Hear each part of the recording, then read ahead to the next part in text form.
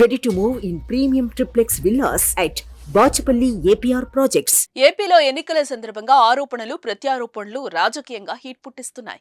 అంతేకాకుండా ఒకరిపై ఒకరు దాడి చేసుకుని తీవ్ర కలకలం సృష్టిస్తున్నాయి. తాజాగా మా గ్రామానికి బీసీవై పార్టీ వాహనాలు రాకూడదు, ఒకవేళ వస్తే పెట్రోల్ పోసి కాల్చేస్తామంటూ మంత్రి పెద్దిరెడ్డి రామచంద్రారెడ్డి అనుచరులు భారతీయ చైతన్య యువజన పార్టీకి అల్టిమేటం జారీ చేశారు.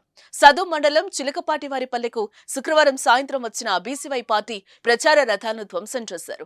ఆ పార్టీకి చెందిన ఆనందరెడ్డి, సుబ్రహ్మణ్యం రెడ్డి నేతలపై వైసీపీ నాయకుడు కర్రతో దాడి చేసి ఇంటి ముందు ఉన్న స్కూటీని ధ్వంసం చేశారు.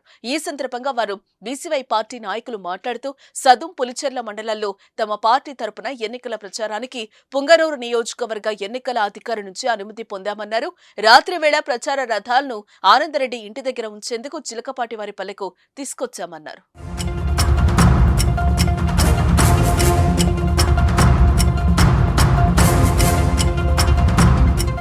అయితే గ్రామంలోకి రాగానే వైసీపీ నాయకుడు హరినాథ్ రెడ్డి, మరికొందరు నేతలు, కార్యకర్తలు కర్రలతో దాడి చేసి ప్రచార రథాలను ధ్వంసం చేసినట్లుగా చెప్పారు.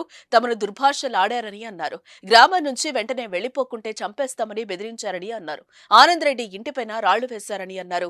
వాహనాలపై పెట్రోల్ పోసి నిప్పు పెట్టడానికి ప్రయత్నించగా అప్పటికే తమ సమాచారంతో అక్కడికొచ్చిన పోలీసులు వారిని అడ్డుకున్నట్లుగా తెలిపారు. విచారణ పేరిట బీసీవై పార్టీ నాయకులు ఆనంద్ రెడ్డి, సుబ్రహ్మణ్యం రెడ్డిలను పోలీస్ స్టేషన్ కు తీసుకెళ్లారు. తమపై జరిగిన దాడికి సంబంధించి పోలీసులకు ఫిర్యాదు చేశారు. నియోజకవర్గంలో పెద్దిరెడ్డి అనుచరులు చేస్తున్న దాడులు, వాహనాల ధ్వంసం చేసిన సంఘటనపై బీసీవై పార్టీ అధినేత రామచంద్ర యాదవ్ కేంద్ర ఎన్నికల సంఘానికి ఫిర్యాదు చేసినట్లుగా వారు తెలిపారు.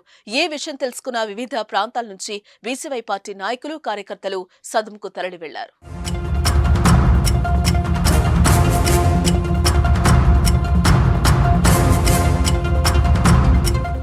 సుమన్ టీవీలో మీ పర్సనల్ అండ్ బిజినెస్ ప్రమోషన్స్ కోసం కింది నెంబర్కి కాంటాక్ట్ చేయండి.